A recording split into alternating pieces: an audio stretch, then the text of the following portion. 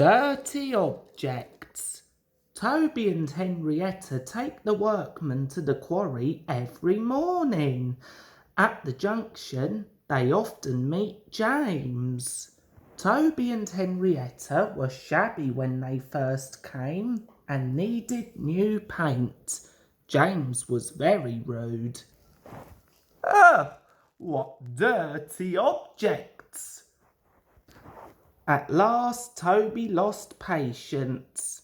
James, he asked, why are you red?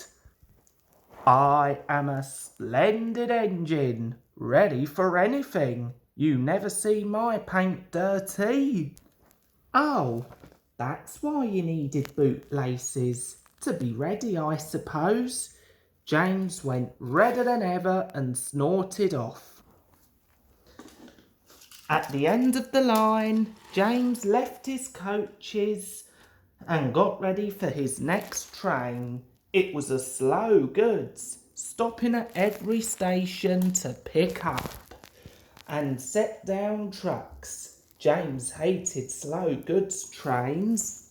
Dirty trucks from dirty sidings. Ugh, he grumbled, starting with only a few. He picked up more and more trucks at each station till he had a long train. At first the trucks behaved well, but James bumped them so crossly that they determined to pay him out. Presently, rumbling over the viaduct, they approached the top of Gordon's Hill.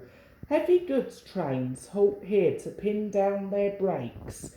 James had had an accident with the trucks before and should have remembered this. Wait, James, wait, said his driver, but James wouldn't wait. He was too busy thinking what he would say to Toby when they next met.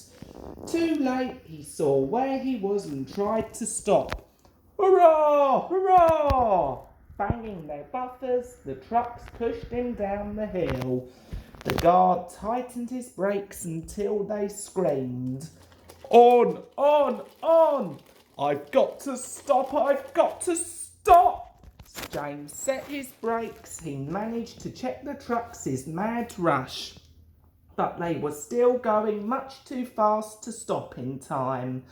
Through the station they thundered and lurched into the yard. James shut his eyes. There was a bursting crash and something sticky splashed all over him. He had run into 2 tar wagons and was black from smoke box to cab.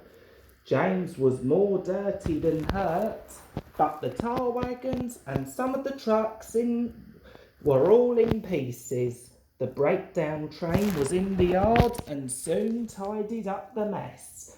Toby and Percy were sent to help and came as quickly as they could.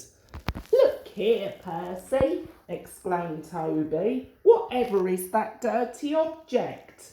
That's James, didn't you know? It's James's shape, said Toby thoughtfully, but James is a splendid engine, and you never see his paint dirty. James shut his eyes and pretended he hadn't heard. They cleared away the unhurt trucks and helped James home. Sir Topham Hatt met them. Well done, Percy and Toby, he said. He turned to James. Fancy letting your trucks run away. I am surprised. You're not fit to be seen. You must be cleaned at once. Toby shall have a coat of paint, chocolate and blue, I think. Please, sir, can Henrietta have one too? Certainly, Toby, he smiled. She shall have brown like Annie and Clarabelle. Oh, thank you, sir, she will be pleased. Toby ran home happily to tell her the news.